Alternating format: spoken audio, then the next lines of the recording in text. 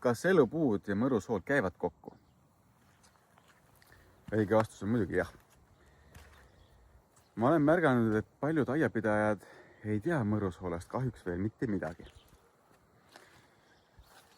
Aga mõrusool siis aitab kõikidel okaspuudel taastuda siis kevadpäikesest ja kui on kuskil ka pruuni sees, siis ta magneesium aitab sellel pruunikal okkal siis taastada oma esialgse värvi ehk siis ilusa rohelise. Ja muidugi ka intensiivistab uute võrsete teket. Siin on nüüd näha kitsede tehtud töö. Ehk siis on sarvedel lastud käia ja kõhud on nad ka täis saanud.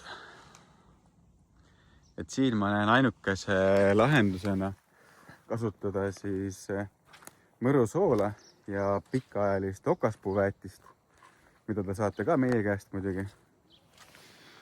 Aga teisiti neid puid paremaks ei saa. Mõrusoola kohta pean rääkima veel seda, et see on üks väheseid väetiseid, mida peale pritsides siis okaspuu omastab siis okaste kaudu.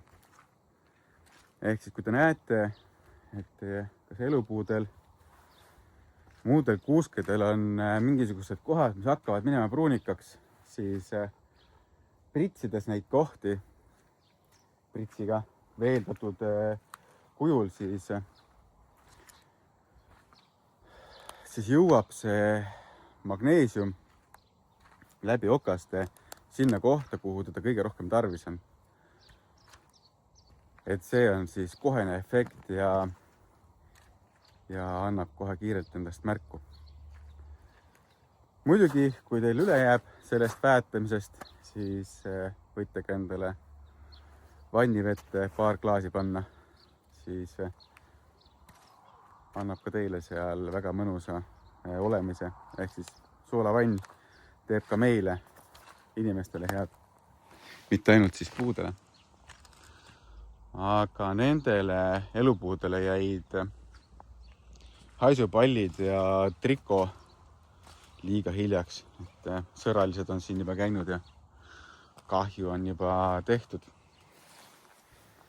Aga kirjuta sina ka alla kommentaaridesse oma kogemus mõrusoolaga, kuidas ta sind on päästnud ja kas soovitaksid teistele ka. Aga mina tänan ja